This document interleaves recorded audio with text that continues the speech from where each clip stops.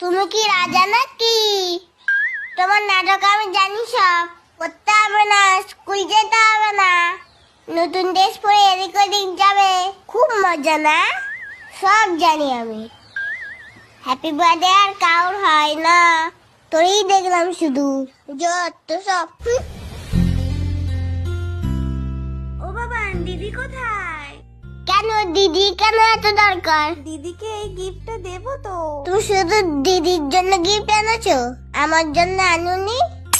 আমি ছোট মানুষ না, এই রে, যা খুশি তাই না? তাই তো। ঠিক আছে, তোমার জন্মদিন আসুক তখন তোমাকে গিফট দেবো, কেমন? মনে থাকে যেন, আবার ভুলে যেও না।